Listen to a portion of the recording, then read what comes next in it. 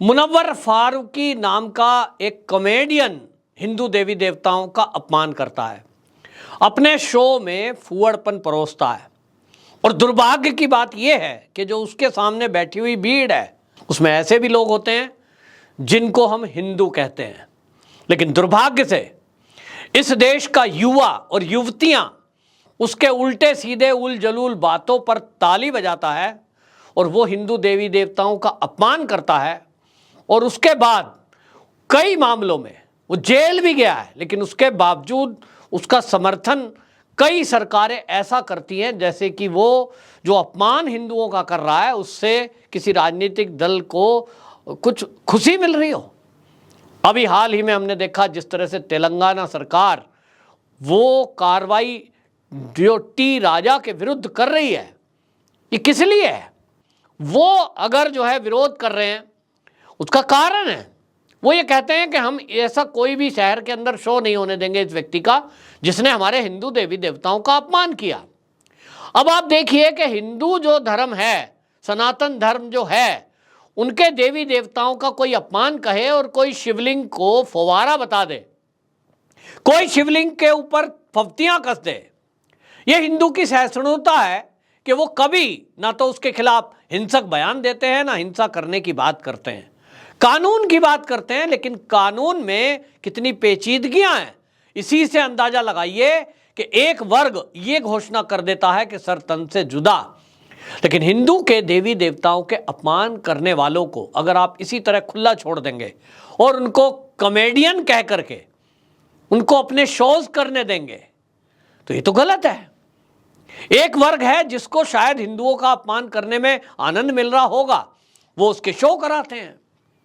क्या हंसने के लिए, कॉमेडी करने के लिए, क्या और कोई तरीका नहीं है? फूहड़ बातें आप सुनेंगे, अगर वीडियो सुनिए, क्या उसमें बातें करते हैं? प्रयोजित कुछ लोगों को बिठाया जाता है जो उसमें खामखा ऐसे ही दांत फाड़ते रहते हैं। और आपको हंसना है तो उस हंसने के लिए किसी का अपमान करना क्यों जरूरी है?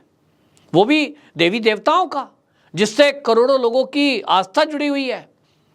अब इसको लेकर के मध्य प्रदेश सरकार ने तो बाकायदा इसके खिलाफ एफआईआर करी थी, जेल गया था, लेकिन छूटने के बाद फिर वही बात करनी है।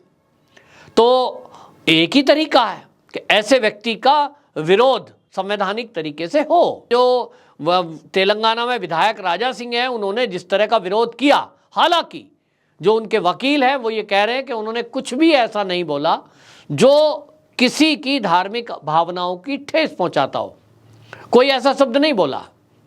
लेकिन उनके खिलाफ जिस तरह से तेलंगाना गवर्नमेंट एक के बाद एक केस लगा रही है, ऐसा दिख रहा है कि मतलब आप समझिए कि वो चाहते थे कि मुनव्वर फारूकी का प्रोग्राम हो और उसका विरोध करने वालों को किसी तरह आप जेल में डाल दें।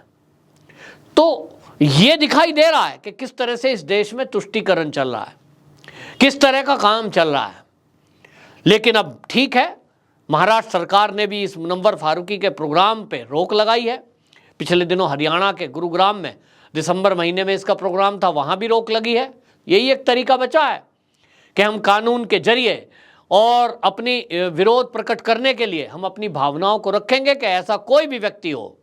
अब आप देखिए ना, ये तो मुनव्वर फारूकी है, एक कॉमेडियन है। इस देश में पीके फिल्म के जरिए आमिर खान ने हिंदू देवी देवताओं का अपमान उड़ाया था, अपमान किया था। लोगों ने कह दिया ठीक है हम इसकी मूवी नहीं देखेंगे, बॉयकॉट किया। आज उसको जमीन पे ला दिया है। ये जो बॉयकॉट बॉलीवुड चल रहा है उसका कारण यही है। तो इस तरह के शोज अगर होंगे तो उसमें कोई जाएगा तो हम उसको रोकेंगे, समझाएंगे और उसका विरोध करेंगे। नहीं मानेंगे तो ऐसे लोगों को एक्सपोज करने की जरूरत है। हम एक्सपोज करेंगे कि ये वो लोग हैं जो एक ऐसे व्यक्ति के शो में शामिल हो रहे हैं जिन्होंने हिंदुओं का अपमान किया, हिंदू देवी देवताओं का अपमान करने का काम किया।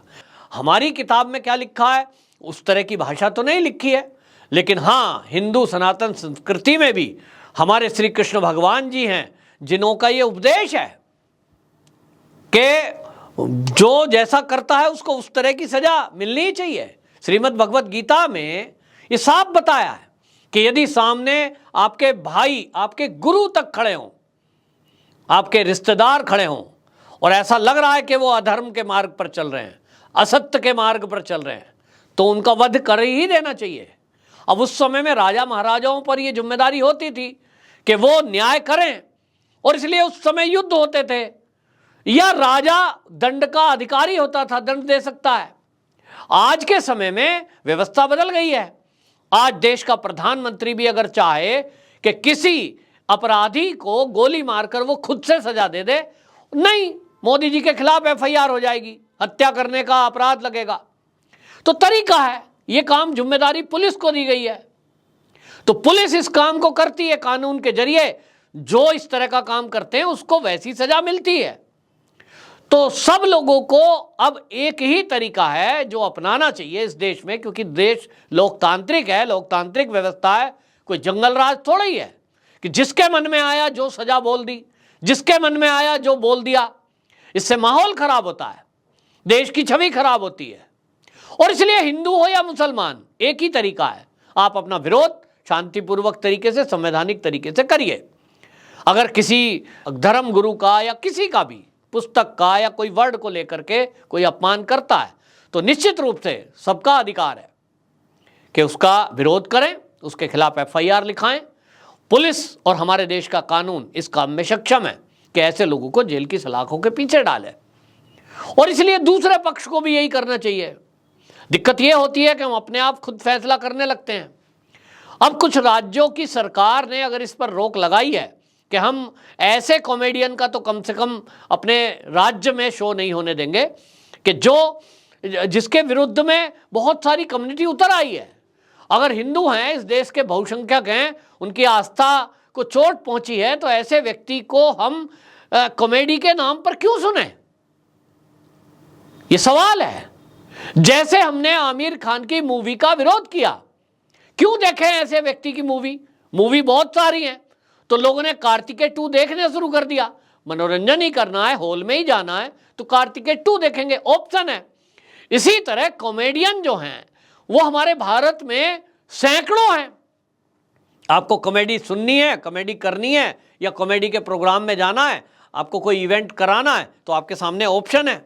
लेकिन इस देश में एक वर्ग ऐसा है जिसको जानबूझकर मुद्दों को हवा देनी है, उनको जानबूझकर टारगेट करना है, क्योंकि उनको पता है कि जैसे ही ये मुनव्वर फारूकी टाइप के लोगों का प्रोग्राम होगा तो उनको पता है कि उनका फिर विरोध होगा तो कुछ नेता ऐसा बयानबाजी करेंगे तो फिर उसको पिन पॉइंट करना, उसके पीछे का कारण क्या है उसको छुपा दिया जाता है, बस उस मुद्दे को आगे बढ़ा दिया जाता है। और हाईलाइट में आज कौन है, मुनव्वर फारूकी ने क्या कहा, किस लिए उसका विरोध है, ये तो गौण हो गया। इस पर कोई चर्चा टीवी डिबेट में नहीं है। बस इस पे चर्चा है कि वो जो बीजेपी के जो विधायक थे ठाकुर राजा सिंह, उन्होंने क्या कहा, इस पर डिबेट है। इन्होंने ये कहा तो क्यों किया, ऐसा कहा तो क्यों किया। जब ये कहते हैं कि हम हिंदू मुस्लिम भाई भाई, तो भाई बहन हैं, अगर एक ही हैं, एक ही परिवार के अंग हैं, तो बहुत सारे मुद्दों को कोर्ट के बाहर भी सुलझा लेना चाहिए। अब इसमें कट्टरता लाने की बात नहीं है, लेकिन जिस तरह से उस मामले को तूल दिया गया, हाईलाइट किया गया, उस मामले में कितना बड़ा रूप ले लिया कि कई हत्याएं देश के अंदर हो गई। ये दुर्भाग्यपूर्ण है। किसी को भी किसी के धार्मिक मामले में हस्तक्षेप करना, आहत करना, इसकी परमिशन नहीं होनी चाहिए, चाहे वो कोई कॉमेडियन हो या कोई फिल्मकार। वंदे मातरम।